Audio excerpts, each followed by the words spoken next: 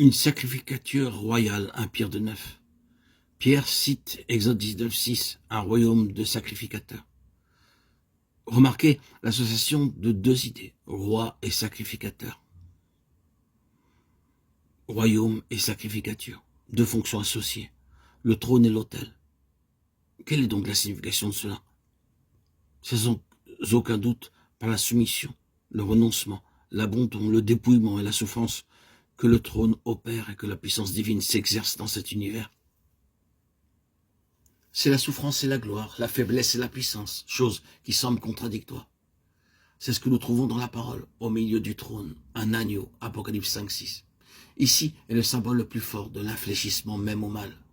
Je ne parle pas de non-résistance au péché, mais à ce qui est subi à tort, à l'injustice. Un agneau mené à la boucherie, et à travers ce sacrifice, il est amené au trône. Ésaïe 53:7, 52:13. Ce sont ici des principes spirituels d'une très grande importance. Prenez mon joug sur vous et apprenez de moi car je suis débonnaire et humble de cœur. Matthieu 11:29. C'est le roi qui parle. C'est celui entre les mains duquel il est dit « Toute autorité m'a été donnée dans le ciel et sur la terre ». Matthieu 28:18. Voyez comment il a reçu l'autorité, comment il a atteint le trône. L'assemblée est supposée ressembler à cela, une sacrificature royale, d'un côté engagé dans le sacrifice et la souffrance, comme le sacrificateur et en même temps gouvernant et régnant sur le trône comme un roi. Un seul homme nouveau, Éphésiens 2:14-16, Galates 3:28. Le titre préféré utilisé par Jésus lui-même est le Fils de l'homme. Bien entendu, l'unité dont il est fait mention par Paul est le résultat de la disparition de l'entité de ceux qui composent cet homme nouveau. Il n'y a plus ni juifs, ni de juifs, ni de gentils en tant que nationalité différente, en tant que représentants de deux ordres humains. Ils ont disparu. Ils se sont éteints. Ils ont disparu et à leur place, il y a un seul homme nouveau. En considérant tout ce que nous avons quant à la signification de l'incarnation, nous devons dire que l'Assemblée est une entité totalement différente. Elle représente une humanité atypique et singulière. Elle constitue une race d'hommes distincts, un ordre différent, exactement comme Christ était différent. Chez lui, la différence était intérieure.